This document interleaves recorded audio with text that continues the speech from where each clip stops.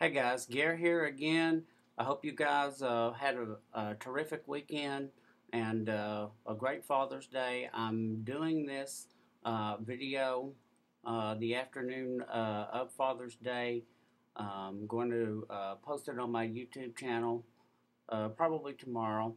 And as I mentioned before, I wanted to take just a few minutes to talk about Prometheus and to talk about some movies, some recent DVDs that I've acquired, and hope you enjoy that.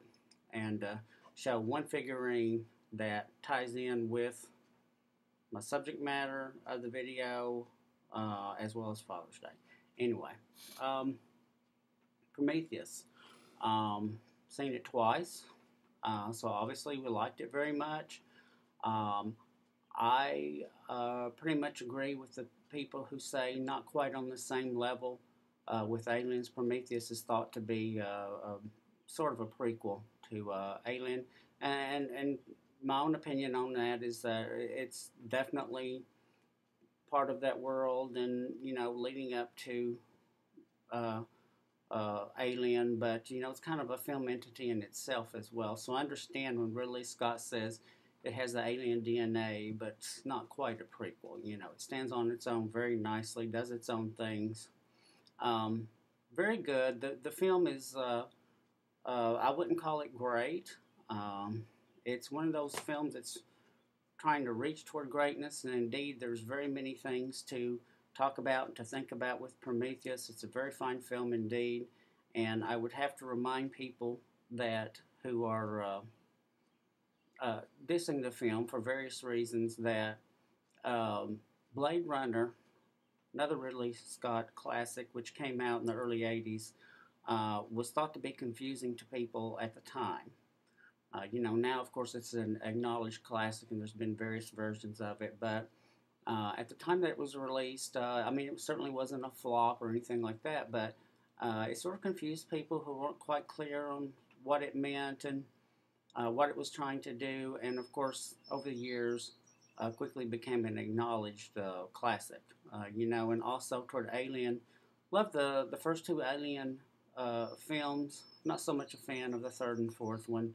The original Alien, just to like to take a moment to say that I was there in the theater watching it when it first came out and was shocked at the famous chestbuster scene. There wasn't anything quite like it. It was really a phenomenon at the time. There was a buzz about Alien in the air before it came out. That this was something very special about to be unleashed upon the public, and and it was true. I remember, this is not uncommon now at all, but I remember that year that the movie came out, 1979, I believe. There were whole magazines that were devoted just to the film, and this was kind of a little bit unusual at the time, given that nobody had seen this film, we didn't know much about it.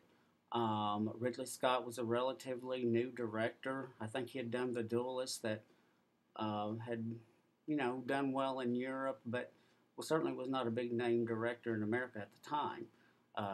So of course that's like a classic science fiction movie. I think that Prometheus, though it has its flaws, um, for me, I thought that some of the lesser characters, like the captain and the two engineers who are running around lost in the caves on the planet, were not very well done, not fully fleshed out, not terribly well written, and I would also dare to say not greatly directed. But the Prometheus is one of those films that has you will, I think, have people talking and thinking for a long time. Um, Paramount to me in it is the wonderful performance by Michael Fassbender as David the android. He's just, I think that's the number one aspect of this movie that people will be talking about for decades. He's just fantastic. And also Numi Rapace, of Girl with the Dragon Tattoo, um, is just wonderful. And the don't call her, Sigourney Weaver Ripley, but really that's kind of who she is for this film, and she's fantastic. So by all means, go see Prometheus and share. When you do, share your thoughts on it with me. Some DVDs that I've gotten recently that I want to share with you and encourage you to check out. Just some, I think, interesting films I want to talk about briefly. Um, I'm a huge fan of Nicole Kidman, and I will watch almost anything that she's in. I really couldn't quite follow her to Australia, but really like her a lot. Um, really think that her career has improved greatly since her divorce with Tom Cruise. I don't know if there's a connection or whatever, but I think she's a major beauty, a major talent, a rare big name actor, ready to take risk in smaller, more independent films, such as this movie which came out, I believe, Margo at the Wedding, which is the movie. It's just, and I'm aware that my videos that the graphics are backwards. If anybody can help me with that, advise me on it. I would greatly appreciate that. Margo at the Wedding is kind of a small independent film, uh, directed by Noah Birnbaum. I got his name wrong, I know. And she plays a very nervy, edgy uh, writer who goes to her sister's to visit her sister on the eve of her wedding to her fiance, which Nicole Kidman's character does not like at all because she considers him a loser, played by Jack Black. This is a movie that people really either love or really, really dislike. I am on the side of liking it a whole lot. I think that Kidman, in particular, is at her best whenever she is playing complicated roles. If she's playing roles that are, you know, not very challenging, not very demanding, I think she's not quite as good. But whenever it is a complicated role, not a totally likable character, she's willing, she finds them interesting. She's willing to go there, and so I would recommend like just checking it out. You can get this movie for just a few dollars now, so definitely, or if you can see it on television, definitely worth checking out. And not just for Nicole Kidman, Jennifer Jason Leigh is quite fine as her sister, and Jack Black is, the comic relief, and he's quite good in the film as well. A couple of horror classics that I wanted to talk to you about. I was really excited to get this DVD of the classic 1931 Theodore Dreyer film of Vampyr. This is one of the undisputed horror classics of cinema. This film came out in 31 or 32, was considered just pretty much an abject failure at the time, to the point that the great director Theodore Dreyer didn't do another movie for about 10, 12 years until he directed another classic, Day of Wrath, in the early 40s. And of course, you probably know best, film aficionados know him best for having directed The Passion of Joan of Arc, which was a great silent film classic from the late 20s. And this was his follow-up. He wanted to do something completely different from Joan of Arc, and this was certainly it. Very eerie, very atmospheric, very spooky, sort of nightmare-like, dream-like, misty, vampire tale. And one of the the main appealing things, I had seen this film a couple of times before on video and on DVD, and the main reason I went to some considerable pains to get this particular version, because this is the version that came out in England a few years ago, and it is the only version which has the commentary by director Guillermo del Toro. And of course, you can watch the movie without it, or you can turn it on. It has a lot of other wonderful extras as well. This is it's put out by Eureka, and their Masters of Cinema collection. Theodore Dreyer, Vampyr, with commentary by Guillermo del Toro. Look at that cover. If you want to seek that out, that's the cover that you need to get. There's different versions, so Masters of Cinema, put out by Eureka, Vampyr. Okay, also, Oops, sorry about that. Right back. Sorry about that. My goodness, I didn't even know that could happen. Um, Rosemary's Baby. Um, what can we say about Rosemary's Baby that hasn't been said before? One of the horror classics of the movies. Certainly, I would think in my top 10 favorite films. Um, what could I say about it that hasn't been said a lot of times before? A masterpiece of horror and comedy. One of the most seamless blends of horror and dark comedy I think that's ever been committed to film. Superb performances all the way throughout. One thing that I've noticed that Polanski did that's very powerful and very effective is in his casting. He made some very shrewd casting choices to kind of put the audience uh, off kilter a little bit and make you feel very edgy. You know, you see people like the character actress Hope Summers, who was played, you might remember, as the kindly neighbor and friend Clara on the old Andy Griffith show, doing things like yelling out, Hail Satan. And I mean, there's just something disconcerting about that.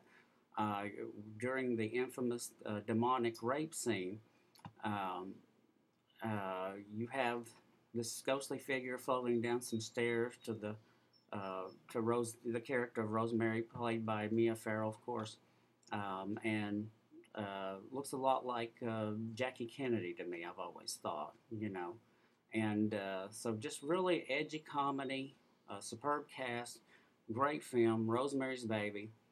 Again, you can get this very cheap now, DVD for maybe $5 or something. You know, by all means, I like to watch it at least like once a year, and I'm not someone who watches movies over and over and over.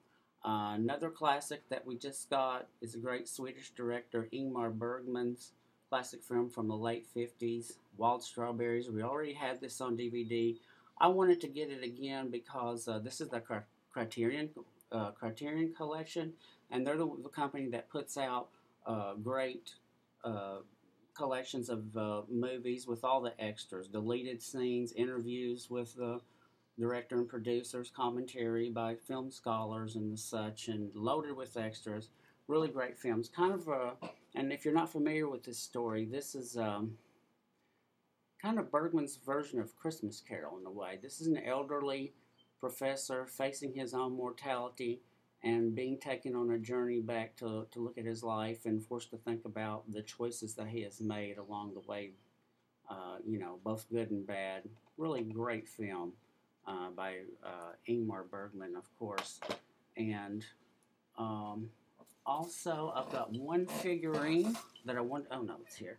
Wanted to show today. Speaking of horror films and Father's Day and gifts, um, got this for my stepfather.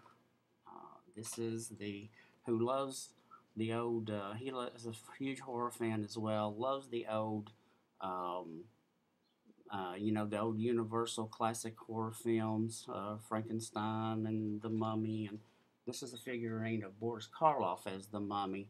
And still, I will show this whenever it comes out of the plastic. I will show it up close. This is a really neat figurine. You can see Karloff's mummy and the lid of his sarcophagus. Very well done. I do want to show this again whenever it comes out of the box. And this was actually not very expensive either. I think I just paid 20 something dollars for this, and I know he's going to love it. He is really kind of a fan of, more of a fan of like the goofy horror movies that came out in the 50s, you know, where the atomic monster that looks like a hand puppet attacks a monster from another planet that looks like a bunch of cans, painted cans stuck together or something. You know, the worse the effects, the more he likes. So, you know, I hope he enjoys that. Also, just finishing up, just quickly wanted to say that we very recently lost one of the greatest American writers ever. Absolutely one of my favorite writers, being, of course, Ray Bradbury.